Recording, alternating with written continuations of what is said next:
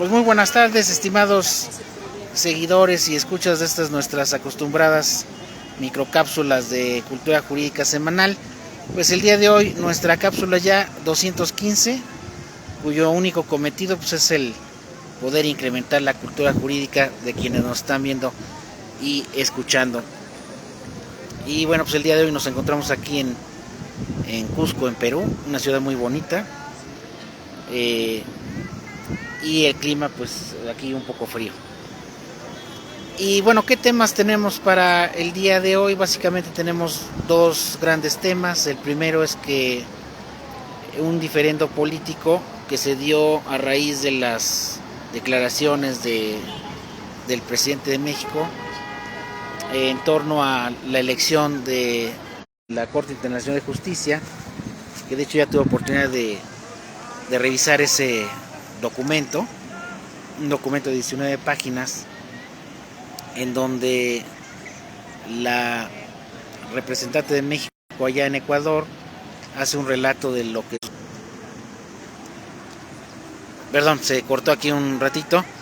Decía yo que el documento presentado por la embajadora de México en Ecuador, de 19 páginas ante la Corte Internacional de Justicia, donde con justificada razón menciona de que el Estado de Ecuador, al haber ingresado violentamente a la representación diplomática, pues está violando numerosos convenios y tratados internacionales, entre ellos la Convención de Ginebra de las Relaciones Diplomáticas, porque incluso este tema ya alguna vez lo hemos comentado, por ejemplo, con el caso de Julian Assange, que estuvo refugiado en la Embajada de Ecuador allá en la Gran Bretaña, y ahora a raíz de que se le dio asilo a un político ecuatoriano, Jorge Glass, desde diciembre del año pasado,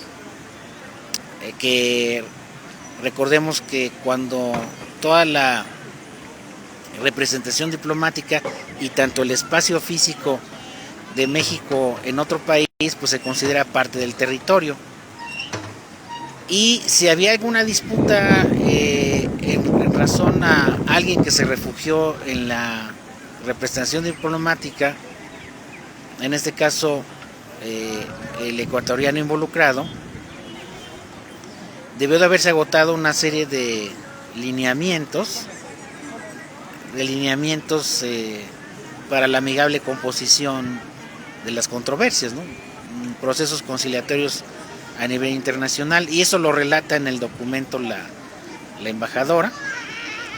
Y a pesar de que no se agotan estos instrumentos para una amigable composición, pues el gobierno ecuatoriano, a pesar del conocimiento que tiene de estas convenciones y tratados internacionales, pues vulnera el espacio de México.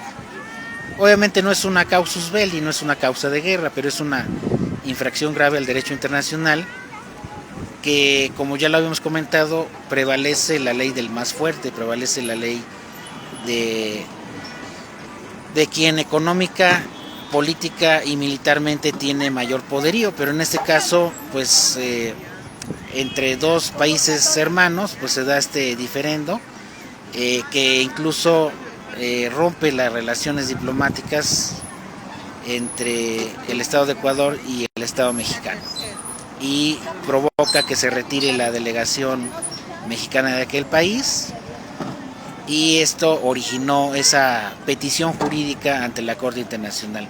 De hecho, lo que se pide en esta petición es que se declare que el gobierno de Ecuador violó la Convención de Ginebra y otros tratados. También se solicita que se repare el daño, la reparación integral de ese daño, y que pues evite la repetición de este tipo de actos que vulneran el derecho internacional. Inclusive yo lo había comentado con algunos colegas de que la Asociación Diplomática de México en Ecuador, por sí mismo la detención de esa persona resultaba en una ilegalidad si se sometía a un proceso de carácter penal.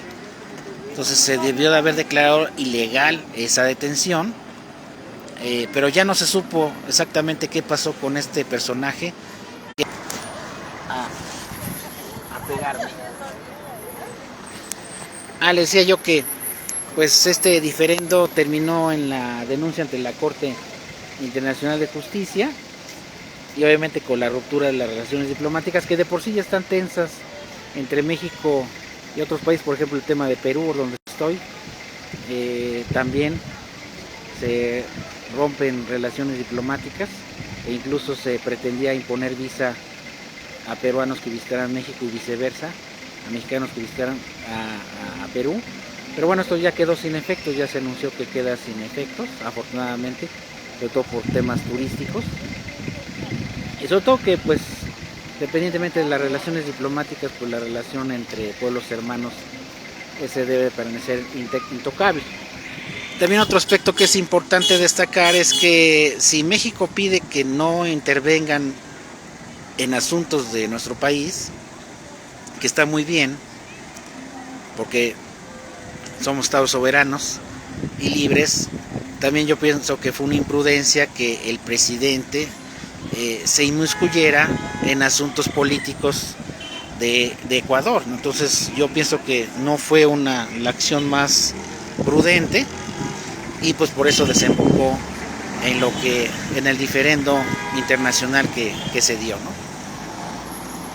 Y independientemente de eso, estaremos dándole seguimiento a este asunto, que yo pienso que no va a llegar a otra instancia. Yo pienso que se va a arreglar, se van a dirimir ahí, se va a zanjar el problema. No creo que llegue a otras instancias más avanzadas de los procedimientos de la Corte Internacional.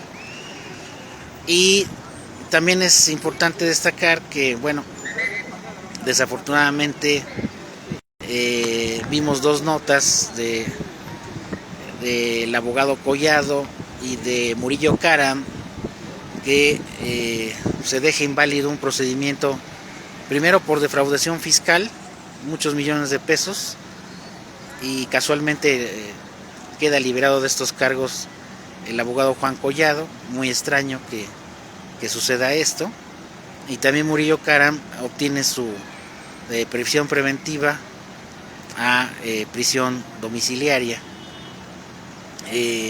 Se siguen investigaciones en ambos casos por delitos, en este caso Murillo Karam por la obstrucción de la justicia, en el caso Ayotzinapa.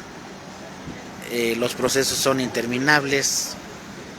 Pareciera que a alguien le conviene tener este desorden dentro de nuestros países, y una vez más pues el sistema acusatorio es puesto a prueba de que pues no se aplica a algunos. Es un sistema que solamente se aplica en algunos casos, en otros no, y persiste este tipo de vulneraciones no solamente en el derecho internacional, sino a otros principios.